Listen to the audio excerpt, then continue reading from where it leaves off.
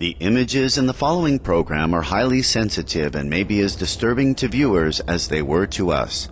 However, we have to show the truth about animal cruelty. This is Stop Animal Cruelty on Supreme Master Television, where we are discussing the appalling annual slaughter of thousands of harp seal babies. What about the ones who slaughter the seals, the sealers?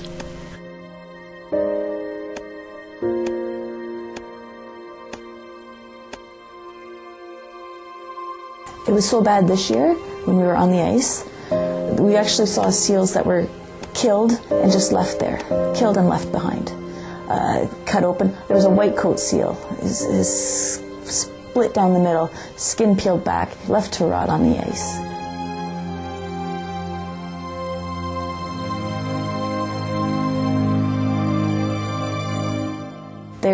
They're just being killed for no reason. Just for the sake of killing them. There's no need, no good reason for this to be going on at all. The suffering, I can tell you that we've seen year after year after year. The sealers don't need to follow the regulations because they know that nobody is watching them for the most part. For last year, the information we got that for 1,800 boats hunting in an area of 200,000 square kilometers or more, they had 3 helicopters to monitor the hunt. 3 helicopters can't tell if sealers are following the rules. They know they're not being monitored. And even when we're there on the ice, we see horrible examples of suffering that should not be allowed. We see seals that are clubbed on the head, injured but not killed. They're left there choking on their own blood. We've seen seals that have been clubbed, temporarily made unconscious while the sealer goes off and does something else, and then they regain consciousness and start crawling around in severe pain, blood coming out of everywhere. It's horrible. This year we saw this quite often too, seals that are clubbed and they get to the water's edge, or they manage to escape before the sealer can get to them. So these are animals, they call them struck and lost. They're dying long, slow, painful deaths under the water. It's horrible.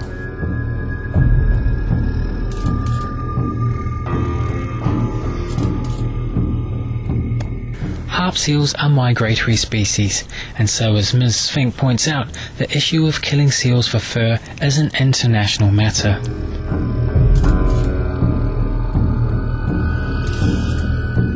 So wildlife is an international resource that should be cherished by people around the world. And so I think it's important that other countries do learn about the seal hunt. And if they don't want to be a part of it, which is what's happening in Europe, they have the right to close their markets to seal products and say, we don't want to be part of this suffering that's going on.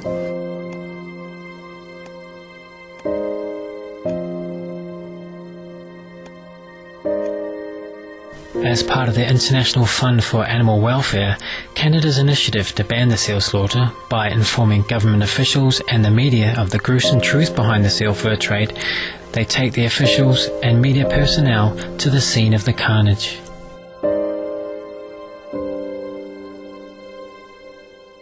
We'll bring politicians and journalists, because once you're on the ice and you have this experience of being with the seal pups and just spending time with them and watching them, and then if you go back a few days later when the hunt has started and the ice is just covered in blood and carcasses, and seeing those two things back to back is a very, very powerful experience for a lot of people.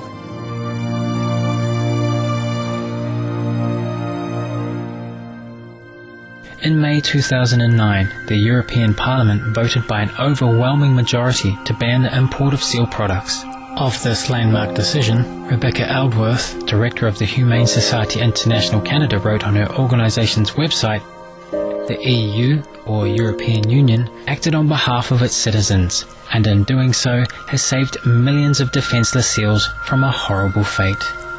In June 2009, the 2009 commercial hunt for harp seals was officially closed, and a lower number of seals were slaughtered as compared to years past.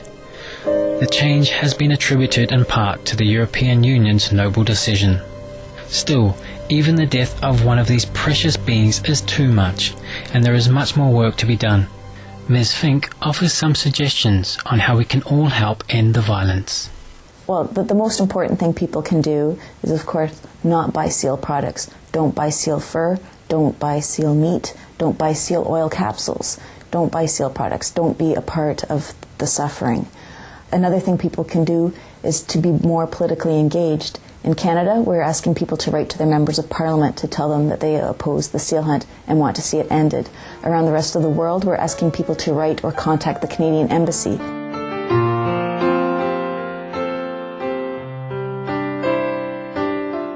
Please lend your voice to the cause of stopping animal suffering, wherever and whenever it occurs. Also, please consider protecting all forms of life by adopting a compassionate, healthy, plant-based diet. Together, we can bring an end to the anguish of our fellow beings. To close, we would like to sincerely thank Cheryl Fink and the International Fund for Animal Welfare Canada and Rebecca Eldworth and the Humane Society International Canada for all they are doing to safeguard the precious lives of the seals. May heaven bless your noble work.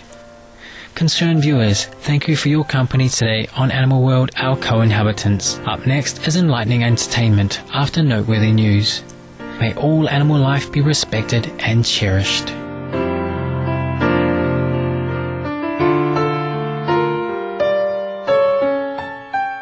For more details, please visit www.suprememastertv.com/stop-animal-cruelty.